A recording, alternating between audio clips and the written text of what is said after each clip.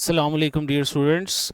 I welcome all first year students from the platform of LGS group of colleges. इस video में इंशाल्लाह हम discuss करेंगे weekly test WT3 जो कि मंडे को होने जा रहा है, और इसके MCQs हम सारे डिस्कस करेंगे, एक्सरसाइज के भी, और जो आपको हमने पेपर पैटर्न में एक्स्ट्रा MCQs दिए हुए हैं ये भी डिस्कस करेंगे। ये सारा पेपर पैटर्न है आपका WT3 का, यानी वीकली टेस्ट 3 का। तो आइए एमसीक्यूज़ की तरफ मूव करते हैं। ये पहले 3 एमसीक्यूज़ डियर स्टूडेंट्स ये आपके फर्स्ट हाफ टेस्ट में आ चुके हैं, तो इनकी एक्सप्लेनेशन मैं स्किप कर रहा हूँ। We will start lecture from MCQ number 5.4। आप देख सकते हैं जी स्क्रीन पे 5.4 क्वेश्चन है, the effect of decrease of pressure, यानी अगर प्रेशर में कमी आए with the increase in speed of a fluid in horizontal pipe is called Torricelli's effect, Bernoulli's effect, venturi effect या Doppler effect. Actually by Bernoulli's equation हमें पता है sum of pressure, kinetic energy per unit volume 1/2 rho v square and potential energy per unit volume rho g h, ये तीनों energies पर unit volume का जो सम है ये हमेशा स्टूडेंट्स कांस्टेंट रहता है। अब अगर ये हॉरिजॉन्टल पाइप है तो हाइट कांस्टेंट होगी, जब हाइट कांस्टेंट होगी तो हाइट वाला फैक्टर यहाँ से रिमूव हो जाएगा, तो पीछे इक्वेशन बचेगी P + 1/2 rho v square equal to constant.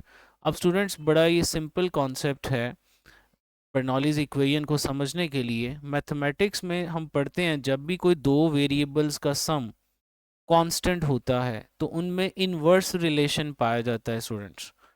यानी अगर मैं सपोज कर लूँ दो वेरिएबल्स x एंड y का सम है कांस्टेंट, और उस कांस्टेंट की वैल्यू कुछ भी मान लेते हैं, से 10 है।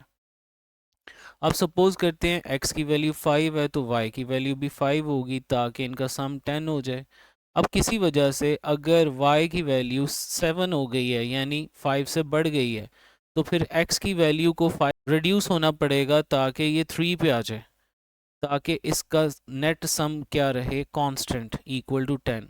यानी जब भी दो वेरिएबल्स का सम कांस्टेंट होता है तो उनमें इनवर्स रिलेशन पाया जाता है। इसी तरह अब आप देखें अगर फ्लूइड की स्पीड बढ़ेगी, इस रिलेशन में v स्पीड है, तो ये पूरी टर्म इंक्रीज हो जाएगी, तो फिर जो दूसरी टर्म प्रेशर है इसे डिक्रीज होना पड़ेगा। So where speed is high pressure is low, this is known as Bernoulli's effect.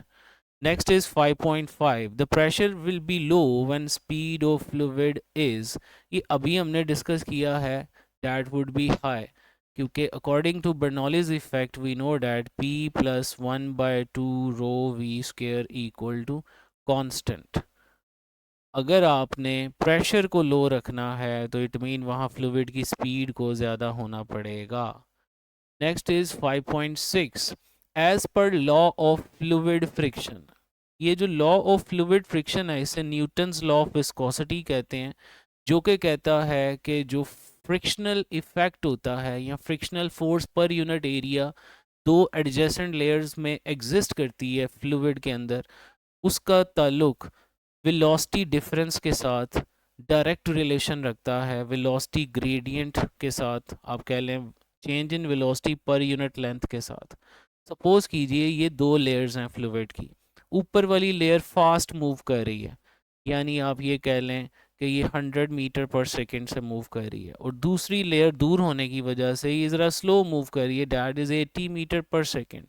But both layers are connected with respect to the inter molecular forces, यानी हर दो एडजेसेंट लेयर्स के दरमियान inter molecular forces होती हैं, जिसकी वजह से ये जो लेयर्स हैं आपस में कनेक्टेड होती हैं, आपस में मतलब जुड़ी होती हैं। ओके स्टूडेंट्स, यानी इंटरमोलिकुलर फोर्सेस की वजह से ये आपस में जुड़ी हुई हैं। अब जो फास्ट मूविंग लेयर है वो फास्ट जाना चाह रही है, मतलब 100 की स्पीड से, और जो स्लो मूविंग लेयर है उसके साथ ही आ रही है, तो ये फास्ट मूविंग लेयर को रेजिस्ट करेगी due to these intermolecular forces. तो अब ये जो रेजिस्टेंस का इफेक्ट है, यानी force per unit area exist करता है, ये वेलोसिटी ग्रेडियंट के साथ डायरेक्ट रिलेशन रखता है। यानी अगर दो लेयर्स मैं और आपके सामने रखूं, एक लेयर 100 से जा रही है और दूसरी लेयर जा रही है सपोज करें 60 से, तो बताएं किस केस में फ्रिक्शनल इफेक्ट ज़्यादा होगा, सारी बात है, जहाँ वेलोसिटी का डिफरेंस ज़्यादा है। यानी जहाँ 100 वाली को 60 वाली को भी खींचना पड़ रहा है, तो 40 के डिफरेंस की वजह से ज़्यादा रेजिस्टेंस का इफेक्ट आएगा, एक फ्रिक्शनल इफेक्ट आएगा। और फास्ट मूविंग लेयर अगर 100 है और दूसरी स्लो मूविंग लेयर 80 है, तो एज़ कम्पेयर टू 160, 180 वाले केस में कम फ्रिक्शनल इफेक्ट आएगा। तो जितनी ज़्यादा स्पीड आप बढ़ाते जाएंगे फ्लूइड की, तो फ्लूइड का जो लेयर्स के दरमियान वेलोसिटी डिफरेंस है वो भी बढ़ेगा, लिहाजा फोर्स भी बढ़ेगी। तो varies proportionally to the velocity of fluid. Alpha option मुझे ठीक लग रहा है जी। बीटा ऑप्शन भी देख लेते हैं, varies inversely proportional to pressure. No students, pressure के साथ इसका रिलेशन जो होता है ये डायरेक्ट होता है। आइए इस बात को अंडरस्टैंड करते हैं। अगर ये मैं बाहर से जो प्रेशर लगा रहा हूँ, ये येलो कलर से मैं दिखा रहा हूँ, अगर ये प्रेशर की वैल्यू हम बढ़ा देते हैं, प्रेशर इंक्रीज कर देते हैं, तो क्या होगा? जारी बात है, लेयर्स करीब आ जाएंगी। लेयर्स के करीब आने से इंटरमॉलिक्यूलर फोर्सेस बढ़ जाएंगी। जब इंटरमॉलिक्यूलर फोर्सेस बढ़ जाएंगी तो फ्रिक्शनल इफेक्ट भी ज़्यादा आएगा। लिहाजा प्रेशर बढ़ाने से विस्कोसिटी बढ़ती है इंटरमॉलिक्यूलर फोर्सेस के बढ़ने की वजह से। यानी प्रेशर का विस्कोसिटी के साथ, विस्कोसिटी को हम ईटा से रिप्रेजेंट करते हैं, इसके साथ इसका डायरेक्ट रिलेशन है, इन्वर्स नहीं है, इसलिए बीटा ऑप्शन नहीं हो सकता। चार्ली में लिखा है उसने does not depend on pressure, ये भी नहीं ठीक। फर्स्ट इंक्रीज देन डिक्रीज, ये भी नहीं बनता। So alpha option is right option. Next question is 5.7. If a stone is submerged in water and it weighs less in water than in air, this phenomenon is due to. Students, हमने Archimedes principal पढ़ा था कि उसमें हमने बात सीखी कि किसी भी ऑब्जेक्ट को फ्लूइड में चाहे पार्शली इमर्स किया जाए, लाइक दिस, ये ए बॉडी को मैंने पार्शली इमर्स किया है और बी बॉडी को मैंने टोटली इमर्स कर दिया है। तो टोटली इमर्स करने पे या पार्शली इमर्स करने पे ये बॉडी फ्लूइड का जितना वॉल्यूम डिस्प्लेस करती है, वॉल्यूम ऑफ फ्लूइड डिस्प्लेस्ड, इस डिस्प्लेस्ड फ्लूइड का जितना भी स्टूडेंट्स वेट होता है, वेट mg, ये अप थ्रस्ट के तौर पे एक्ट करता है। यानी नेट अपवर्ड फोर्स एक एक्ट करती है जिसे अप थ्रस्ट कहते हैं, और इसी अप थ्रस्ट को हम बॉयंट फोर्स भी कहते हैं, बॉयंट फोर्स। अब सपोज कीजिए एक बॉडी बाहर पड़ी है, ठीक है, उसका वेट है 100 न्यूटन। ओके, तो इसमें कोई ऊपर, हालांकि बाहर भी पड़ी हो तो हवा का अपथ्रस्ट भी होता है, लेकिन हवा का अपथ्रस्ट ना होने के बराबर है। ठीक है, तो फिलहाल हम सपोज कर लेते हैं इस टाइम कोई अपथ्रस्ट नहीं है, तो इस टाइम बॉडी का वेट है 100 न्यूटन। लेकिन बॉडी को जब पानी में सबमर्ज किया गया तो इसका वेट तो वही है 100 न्यूटन, जो कि रियल वेट है, लेकिन अब थ्रस्ट सपोज कर लें 20 न्यूटन एक्ट कर रहा है, तो इस टाइम जो बॉडी का वेट होगा वो 100 माइनस 20 नहीं हो जाएगा बच्चों? क्या कहते हैं? 100 माइनस 20 इज 80 न्यूटन, क्योंकि अब थ्रस्ट वेट में से माइनस हो जाएगा ऑपोजिट डायरेक्शन में एक्ट करने की वजह से। यानी आप ये कह लो कि एक बॉडी जब पानी में जाती है तो पानी उसे एक सर्टेन फोर्स से ऊपर पुश करता है, इस वजह से उसका नेट वेट क्या हो जाता है? कम, किसी भी फ्लूइड में जाके। और इस इफेक्ट को हमने आर्किमिडीज प्रिंसिपल में पढ़ा था। So Charlie option dear students इसका बनेगा कि if stone is submerge in water and it weighs less in water than in air, this phenomenon is due to the reduction of mass in water. ये तो नहीं होगा, mass कम थोड़ी होता है। Increase of density in water, ये भी नहीं होता। Buoyant force acting upwards, this is right option. Delta option है the gravitational force acting upward. No, gravitational force हमेशा डाउनवर्ड एक्ट करती है, तो डेल्टा ऑप्शन भी नहीं हो सकता। नेक्स्ट मूव करते हैं 5.8 पे। The principle of flotation is a direct application of Archimedes principle. Definitely dear students, according to this principle कोई भी चीज़ तब पानी की सरफेस पे फ्लोट करेगी जिसके ऊपर जो अपथ्रस्ट लगेगा वो वेट के बराबर हो जाएगा पार्शियली इमर्स होने पर, तो वो बॉडी क्या करेगी? फ्लोट करेगी। Next is 5.9 question. An ideal flow of any fluid must satisfy Pascal law, Bernoulli's equation, continuity equation only, both B and C. Actually जो पास्कल लॉ है वो बताता है कि कोई भी फ्लूइड हर डायरेक्शन में बराबर का प्रेशर एग्जर्ट करता है, लेकिन शर्त है कि फ्लूइड क्या होना चाहिए? स्टैटिक। तो तो पास्कल लॉ होता है फॉर स्टैटिक फ्लूइड, जो रुका हुआ फ्लूइड हो। लेकिन यहाँ क्वेश्चन में बात की जा रही है फ्लो की, फ्लूइड डायनामिक्स की बात हो रही है, और फ्लूइड डायनामिक्स में हम आइडियल फ्लो कंडीशन सपोज करते हैं बर्नौलीज इक्वेशन को भी डिराइव करने के लिए और कॉन्टीन्यूटी इक्वेशन को भी ड्राइव करने के लिए। इक्वेशन ऑफ कॉन्टीन्यूटी की बात हो रही है। सो आइडियल फ्लूइड की अजम्पशन इन दोनों इक्वेशंस में हम अज्यूम करते हैं, दैट्स वाई डेल्टा आंसर बनेगा both B and C. Next is 5.10, the lift force experienced by an aeroplane wings is primarily due to viscosity of air, density of air, pressure difference above and below the wing, gravitational force. Of course dear students, ये pressure difference होता है। Actually aeroplane wing नीचे से flat design होता है, ऊपर से इसको थोड़ा सा कर्व बनाया जाता है इस तरह से। अब एयर जब इसको क्रॉस कर रही होती है, ये एयर क्रॉस कर रही है नीचे वाली फ्लैट सरफेस पे, तो एयर आराम से मूव करेगी, लेकिन ऊपर वाले पार्ट पे इससे ज़रा एक्स्ट्रा डिस्टेंस कवर करना पड़ेगा। तो नीचे वाली लेयर से मिलने के लिए ज़रूरी है कि ये अपने आप को फास्ट कर ले। देखें ना, ये ऊपर वाला डिस्टेंस ज़्यादा नहीं है, तो ऊपर वाला डिस्टेंस ज़्यादा कवर कर रहा है वो उतने ही टाइम में, तो स्पीड फिर क्या हो जाएगी, ज़्यादा। तो मैं कह सकता हूँ ये जो ऊपर से लेयर्स गुजरेंगी एयर की, इनकी स्पीड ज़्यादा हो जाएगी, प्रेशर कम हो जाएगा, और नीचे हवा की स्पीड कम होगी, प्रेशर ज़्यादा होगा। तो नीचे हवा ज़्यादा प्रेशर लगाएगी ऊपर की तरफ, और ऊपर से जो नीचे प्रेशर लगाएगी वो कम लगेगा, लिहाजा नेट प्रेशर डिफरेंस ऊपर की तरफ आएगा। अगर मैं नीचे वाले प्रेशर को P1 कह दूं, ऊपर वाले को P2 कह दूं, तो एक प्रेशर डिफरेंस आएगा P1 माइनस P2। इसे हम प्रेशर लिफ्ट कहते हैं, प्रेशर लिफ्ट। और इसकी वजह से एक फोर्स लगेगी जिसकी वजह से एरोप्लेन विंग पे एक नेट अपवर्ड फोर्स एक्ट करेगी, जो कि उसे हवा में उड़ाने के लिए काफ़ी होगी। नेक्स्ट हम मूव करते हैं जी 5.11, in medical field a venturi mask use to deliver a known oxygen concentration to patients operates based on Newton's third law, Archimedes principle, Pascal's law, Bernoulli's principle. Students इसमें भी हम बर्नौलीज प्रिंसिपल इस्तेमाल करते हैं। Venturi mask का मतलब है कि ये एक ऐसा मास्क होगा जहाँ पे जो ओपनिंग होगी उसको हम नैरो कर देंगे।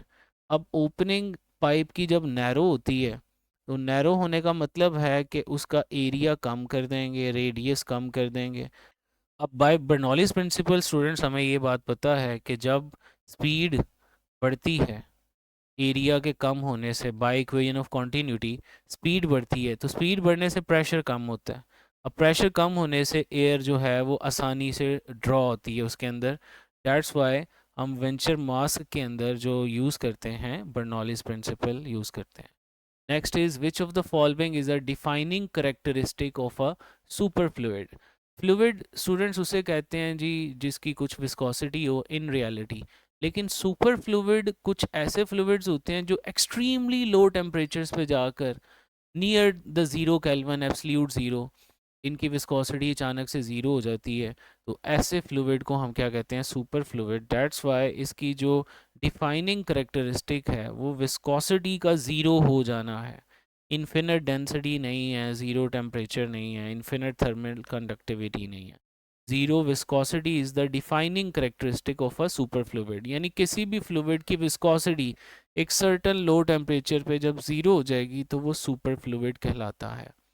नेक्स्ट, नाउ अब हम स्टूडेंट्स एक्स्ट्रा एमसीक्यूज़ की तरफ चलते हैं जो कि हमने आपको दिए हुए हैं प्रैक्टिस के लिए। पहला क्वेश्चन आपके सामने है, a spherical droplet of surface area A has terminal velocity. अब टर्मिनल वेलोसिटी के हमने दो एक्सप्रेशंस पढ़े हुए हैं, अगर आपको याद हो।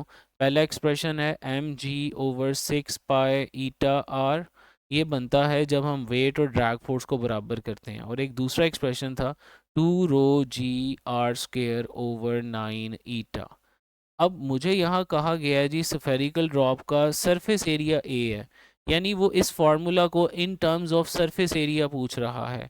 मुझे पता है जी कोई स्फेरिकल ड्रॉपलेट हो जिसका रेडियस आर है, उसका सरफेस एरिया होता है, आपके पास जो स्फेरिकल ड्रॉपलेट है डैट इज़ 4 पाई r²। तो अगर मैं यहाँ से r² की वैल्यू निकालूं वो बनेगी a/4 पाई। ये r² की वैल्यू यहाँ पे सब्स्टिट्यूट कर दें तो आपके पास चार्ली ऑप्शन डियर स्टूडेंट्स आ जाएगा। आइए सॉल्व कर लेते हैं। 2 ρg आर स्क्वेयर की जगह a/4 पाई आ गया और नीचे है जी 9 ईटा। ये 2 4 के साथ कट होके इधर 2 आ जाएगा और ओवरऑल ऊपर बचेगा एक a बचेगा, एक रो बचेगा, एक g बचेगा और ये वाला 2 नीचे 9 के साथ आकर मल्टीप्लाई होकर 18 ईटा हो जाएगा और साथ ये वाला पाए भी नीचे आएगा।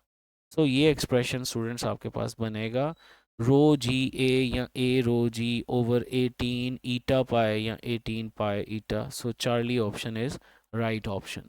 Next is value of viscosity eta for air is 19 into 10⁻⁻⁶।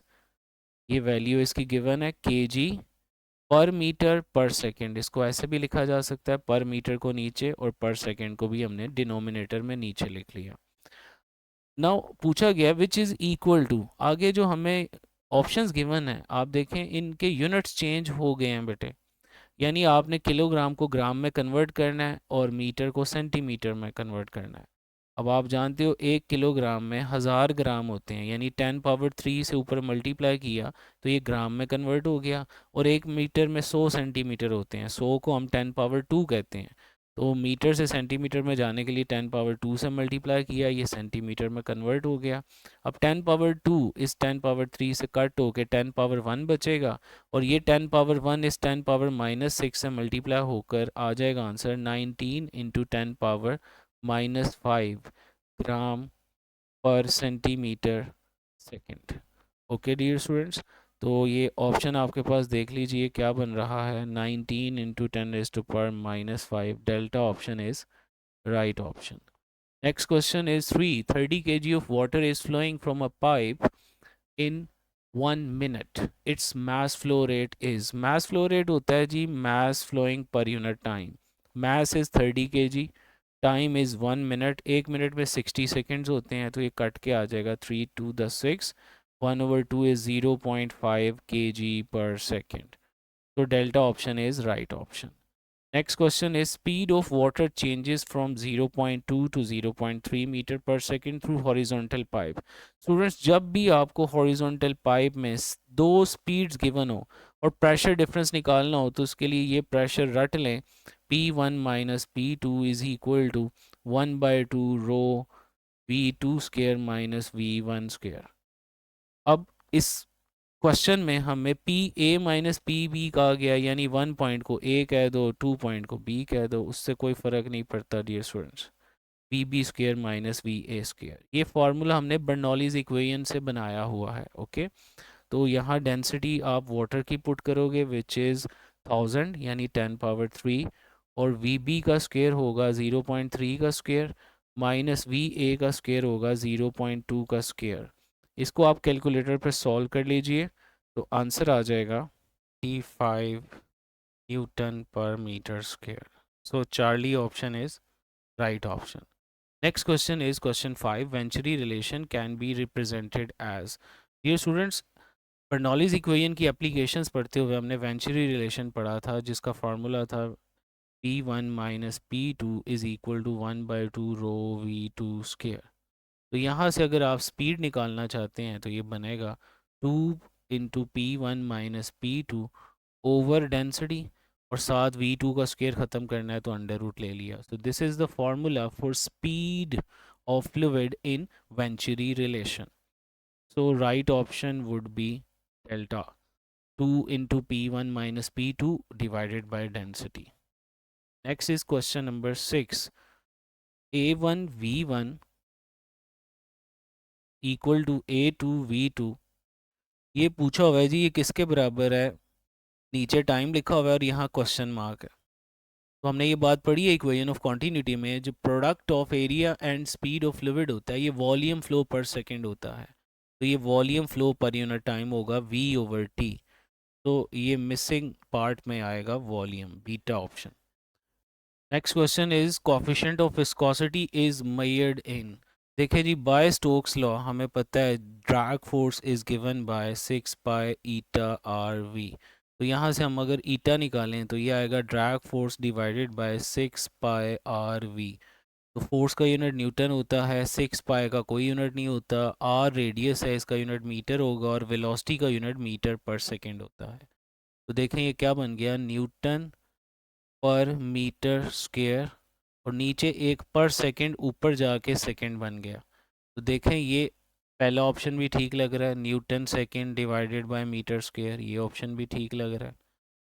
फिर अगर मैं इसके बेस यूनिट्स बनाऊं, मतलब न्यूटन को पुट करें केजी मीटर पर सेकंड स्क्वायर, ये एक न्यूटन होता है, डिवाइडेड बाय मीटर स्क्वायर, ये मीटर एक मीटर से कट गया, तो ये बना जी केजी, और ऊपर s-2 पावर में और एक s⁻1 है, तो ये बचेगा s⁻−1। और जो नीचे वाला मीटर है इसको अभी ऐसे ही लिख लेते हैं। अब अगले स्टेप में मीटर को भी ऊपर लाकर पर मीटर कर दें, पर मीटर पर सेकेंड, तो फिर तो ये बीटा ऑप्शन भी ठीक लग रहा है। चार्ली ऑप्शन में इसने जूल सेकंड पर मीटर क्यूब लिखा हुआ है, और चूंकि बोथ का ऑप्शन नहीं है फिर ये ऑल ऑफ दीज ही होगा, लेकिन फिर भी चेक कर लेते हैं कैसे बनेगा। देखें जी, अगर इसने जूल में कन्वर्ट किया है, हमें पता है एक जूल होता है एक न्यूटन मीटर, तो यहाँ से न्यूटन बराबर होगा जूल पर मीटर, न्यूटन की जगह मैंने लिखा joule per metre into second over metre square. अब ये वाला मीटर जब नीचे आएगा तो मीटर स्क्वेयर से मल्टीप्लाई होके मीटर क्यूब हो जाएगा, जूल पर मीटर क्यूब, और ऊपर मल्टीप्लाई बाय सेकेंड भी है, तो ये बन गया जूल सेकेंड पर मीटर क्यूब। तो चार्ली ऑप्शन भी ठीक है, लिहाजा ये delta option all of these ये राइट ऑप्शन होगा। ठीक है students, next is question number 8। A fog particle attains a maximum velocity u during its fall through air, then ratio of coefficient of viscosity to the density of air, यानी viscosity और density की ratio पूछी हुई है। Viscosity को ईटा से denote करते हैं, ईटा ग्रीक लेटर, और डेंसिटी को रो से डिनोट करते हैं, रो लेटर से। अब हमें यहाँ टर्मिनल वेलोसिटी का फार्मूला याद होना चाहिए, जो फाइनल एक्सप्रेशन हमने डिराइव भी किया था पढ़ते हुए, डैट वाज 2 ρg r² / 9 ईटा। देखें जी, ये इतना पार्ट देखें, ये जो मैं सर्कल कर रहा हूँ, क्या ये रो ओवर ईटा नहीं है बच्चों, रो ओवर ईटा, और हमें पूछा हुआ है ईटा ओवर रो, तो बस ये जो पार्ट मैंने सर्कल किया है इसको इधर ही रहने दो, बाकी सारे फैक्टर्स क्रॉस मल्टीप्लाई कर दो, 9 इधर चला जाएगा, 2 भी इधर आ जाएगा, जी भी इधर आ जाएगा, r² भी इधर आ जाएगा, तो ये बन जाएगा जी 9vt/2 g r², ये आ गया रो ओवर ईटा। लेकिन मुझे चाहिए ईटा ओवर रो, तो इसी का रेसिप्रोकल ले लो, तो ईटा ओवर रो आ जाएगा 2 g r² / 9vt, और vt को इस सवाल में u कहा गया है, दिस इज टर्मिनल वेलोसिटी, तो इस एक्सप्रेशन को लिखा जा सकता है 2 g r² / 9u। तो राइट ऑप्शन क्या बनेगा जी, 2 g r² / 9u, this is delta option. Next is question number 9. A balloon of radius r is falling through air with speed u. If its speed as well as radius are doubled, keeping other factors constant, then drag force acting on it is। देखें जी, एक spherical droplet पे जो drag force लगती है उसका formula Stokes law से हमें मिलता है, which is 6 pi eta r v. अब मुझे पता है जी drag force is directly proportional to eta भी है, आर भी है, वी भी है, लेकिन इस सवाल में किस किस चीज़ को चेंज किया गया है वो देखेंगे। स्पीड को देखें जी, चेंज किया गया है, it's speed as well as radius are double, यानी दोनों को डबल किया गया है, तो हम डायरेक्ट रिलेशन में स्पीड भी ले लेंगे और रेडियस भी ले लेंगे। फ्लूइड तो नहीं ना चेंज किया, बाकी सारे फैक्टर्स कांस्टेंट है, तो ईटा को यहाँ कंसिडर नहीं करेंगे। तो अब आप यहाँ पे क्या करेंगे, रेडियस की जगह भी 2 टाइम पुट कर देंगे, वेलोसिटी की जगह भी 2 टाइम पुट कर देंगे, लिहाजा 2 × 2 बिकम्स 4 टाइम्स, तो जो फोर्स है वो 4 टाइम्स हो जाएगी of its original value, so delta option is right option. Next is question number 10. A similar fluid flowing through the two pipes of diameters d1 and d2 has speeds v1 and v2. If the fluid is incompressible, then v1 ratio v2, यानी students हमसे पूछा गया v1/v2, यानी v1 ratio v2 पूछा गया। तो students हम जानते हैं by equation of continuity speed of fluid is inversely proportional to area, inversely proportional to square of radius of pipe and inversely proportional to the square of diameter of the pipe. तो अगर मैंने speed की ratio से diameter की ratio बनानी है तो किस तरह बनेगी स्टूडेंट्स? जो स्पीड की रेशो होगी लेफ्ट साइड पे जो हमने निकालनी है, राइट साइड पे डायामीटर की इन्वर्स रेशो ली जाएगी, बिकॉज इन्वर्स रिलेशन है स्पीड और डायामीटर में। तो इन्वर्स रेशो का ऑर्डर आएगा यानी D2/D1, और जो डायामीटर की रेशो आएगी उस पर स्क्वायर भी आएगा, चूँकि रिलेशन में डायामीटर के ऊपर स्क्वायर भी है, यानी ये बन जाएगा D2/D1 so delta option would be the right option, D2/D1। यही रेडियस में भी रिलेशन पूछा जा सकता है, तो फिर आप लिखोगे V1/V2 इक्वल टू R2/R1, और जो R होगी वैल्यूज़ इन पे स्क्वायर्स भी आएंगे। इसी तरह एरियाज़ की रेशो भी पूछी जा सकती है, V1 और V2 बराबर होगा A2/A1 पे, और ये स्क्वायर नहीं आएगा क्योंकि आप रिलेशन देख सकते हैं स्पीड का एरिया के साथ सिंपल इनवर्स रिलेशन है, स्क्वायर नहीं है। I hope you got it. Next is 11. Volume rate flow of a fluid is equal to, ये हमने इक्वेशन ऑफ कॉन्टीन्यूटी में बात डिटेल से पढ़ी हुई है कि एरिया और वेलोसिटी का जो प्रोडक्ट होता है ये volume flow per unit time होता है, जिसे हम सिंपली फ्लो रेट भी कहते हैं। वॉल्यूम फ्लो पर second is called flow rate, and this is always equal to the product of area of cross section and fluid speed, लिहाजा a alpha option is right option. हाँ, अगर इसी question में mass flow rate पूछा होता तो फिर आपने बीटा बताना था। अगर आप ए बी के साथ रो मल्टीप्लाई कर दें तो यही मास फ्लो रेट होता है m/t। Next is question number 12. During the landing of an aeroplane, the speed of air across the top surface of the wing. अच्छा स्टूडेंट्स, यहाँ पे इम्पॉर्टेंट चीज़ जो है वो ड्यूरिंग लैंडिंग है। तो लैंडिंग एयरप्लेन की जब करनी है आपने, तो एरोप्लेन को ऊपर नहीं लाना, नीचे लाना है। यूजुअली तो एरोप्लेन का विंग ऐसे डिज़ाइन होता है कि ऊपर से एक कर्व होता है और नीचे से फ्लैट होता है, जिसकी वजह से ऊपर हवा की स्पीड स्टूडेंट्स बढ़ जाती है और प्रेशर कम होता है, और नीचे हवा की स्पीड कम होने की वजह से प्रेशर ज़्यादा होता है। तो ज़्यादा प्रेशर से कम प्रेशर की तरफ एक लिफ्ट मिलता है। लेकिन इस दफ़ा हम लिफ्ट नहीं देना चाह रहे, एरोप्लेन को लैंड करना चाह रहे हैं, नीचे लाना चाह रहे हैं। तो फिर इस सिचुएशन में क्या होगा? इस सिचुएशन में हमें इसको रिवर्स करना पड़ेगा, यानी इसका जो ऊपर से कर्वेचर है उसको कम करना पड़ेगा, या उसको तकरीबन उतना ही फ्लैट करना पड़ेगा, या आप ये कह लो अब हमें नेट फोर्स डाउनवर्ड डायरेक्शन में चाहिए, तो अब हमें ये जो विंग है इसके ऊपर प्रेशर ज़्यादा चाहिए। ऊपर प्रेशर ज़्यादा चाहिए तो ऊपर स्पीड फिर हवा की कम होनी चाहिए। ठीक है, तो यही बात यहाँ पे वैलिड होगी, यानी ऊपर अगर प्रेशर ज़्यादा चाहिए, स्पीड कम होगी, तो तभी हाई प्रेशर से लो प्रेशर की तरफ नीचे एक फोर्स लगेगी जो कि एरोप्लेन को नीचे लाने में मदद देगी। सो मैं ये कह सकता हूँ जब लैंडिंग एरोप्लेन की करानी होगी तो ऊपर प्रेशर हाई रखना पड़ेगा, लिहाजा स्पीड वहाँ पे फिर क्या होगी? कम होगी। और यही हमसे पूछा गया है, the speed of air across the top surface of the wing. तो टॉप पे स्पीड क्या होनी चाहिए? कम होनी चाहिए, यानी smaller than the at lower surface. So Charlie option is right option. Next is 13. Pressure of water below 100 metre from water level. अच्छा, ये जो डिस्टेंस होता है फ्रॉम लेवल ऑफ वाटर या फ्रॉम लेवल ऑफ फ्लूइड, इसको हम depth कहते हैं स्टूडेंट्स, और डेप्थ को हम यूजुअली एज से रिप्रेजेंट करते हैं। इज़ 9.8 इंटू 10 पावर हमसे पूछी गई है, ये सॉल्व कर लेते हैं। प्रेशर का फार्मूला होता है ρgh। रो इधर पानी का यूज़ होगा जो कि 1000 होता है, 10⁻3, जी 9.8 होगा, और डेप्थ हमें गिवन है 100 मीटर। तो आप देखें लें 9.8 मल्टीप्लाई होगा, ये 10⁻3 है, और 100 का मतलब होता है 10⁻2। तो 10⁻2 और 10⁻3 मिल के 10⁻5 आ जाएगा। सो अल्फा ऑप्शन बनेगा 9.8 into 10⁻5 newton per metre square answer बनेगा। Next question is 14. A fluid is said to be incompressible. Incompressible fluid ऐसा फ्लूइड होता है स्टूडेंट्स जिसका वॉल्यूम आप चेंज नहीं कर सकते, जस्ट लाइक लिक्विड्स। अगर वॉल्यूम चेंज नहीं कर सकते तो डेंसिटी होती है मास पर यूनिट वॉल्यूम। मास तो हमेशा कांस्टेंट है, वॉल्यूम भी कांस्टेंट है, तो डेंसिटी क्या हो जाएगी, कांस्टेंट। तो ऐसे फ्लूइड्स जिनको कंप्रेस नहीं किया जा सकता उनकी डेंसिटी कांस्टेंट होती है।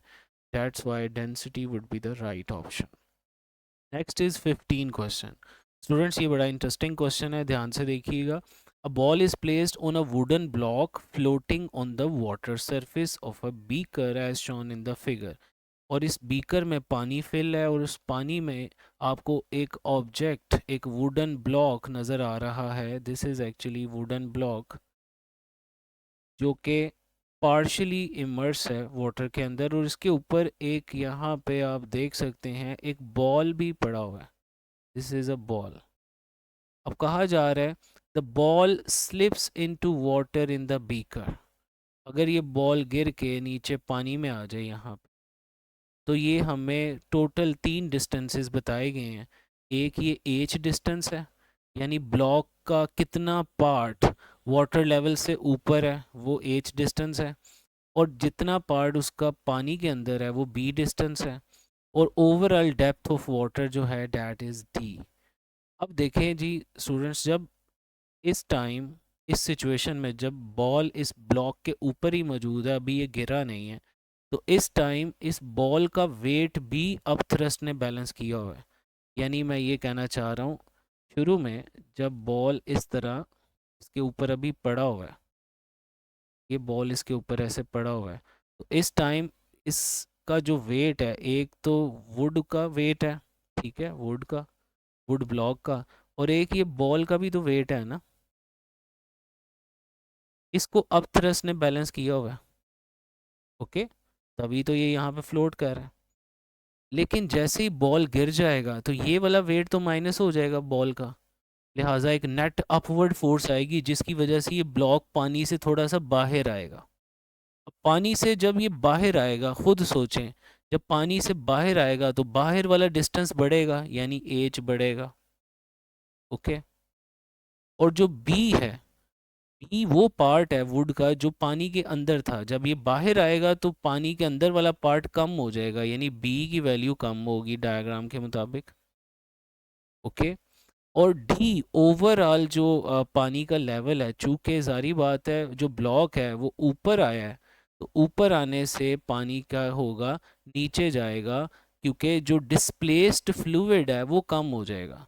सपोज कीजिए पहले इतना डिस्प्लेस फ्लूइड था, ये डायग्राम में देखिए जो मैं रेड कलर से मार्क किया है, पहले इतना डिस्प्लेस था। अब ये जब ऊपर आ जाएगा, यहाँ पे ऐसे आ जाएगा, ये अब ऊपर बॉल नहीं है, बॉल अंदर जा चुका है, तो अब आप देखिए क्या डिस्प्लेस्ड लिक्विड कम नहीं हो गया। तो जब डिस्प्लेस्ड लिक्विड ज़्यादा होता है तो वाटर का ओवरऑल जो लेवल है वो बढ़ता है। जैसे आप पानी में बैठते हो या पानी में अपना हाथ डिप करो तो वो पानी का लेवल ऊपर आएगा। किसी जग में पानी डाल लो, उसमें हाथ डिप करो, तो आप देखोगे जितना ज़्यादा आप डिप करते जाओगे पानी का लेवल ऊपर आता जाएगा। लेकिन जैसे ही आप उसको पानी से बाहर निकालना शुरू करोगे हाथ को, तो आप देखोगे पानी का लेवल वापस नीचे जाना शुरू हो जाएगा। तो चूंकि यहाँ वुड ब्लॉक अब पानी से बाहर आया है, लिहाजा डी भी क्या होगा, कम होगा। तो ये चीज़ आपने याद रखनी है कि जब भी इस तरह का क्वेश्चन आएगा, बाहर वाली हाइट जो है ऑब्जेक्ट की बढ़ेगी, डिस्टेंस बढ़ेगा जितना वो पानी से बाहर था, और अंदर वाला जो उसका पार्ट था वो कम होगा, और ओवरऑल जो पानी का लेवल था वो भी कम होगा। So this is all about the discussion of all MCQs from exercise and the extra MCQs जो हमने आपको फाइल में अलहदा से शेयर किए थे। I wish all of you a very best of luck। अच्छा सा एग्ज़ाम प्रिपेयर करें। Thank you. अल्लाह हाफिज़।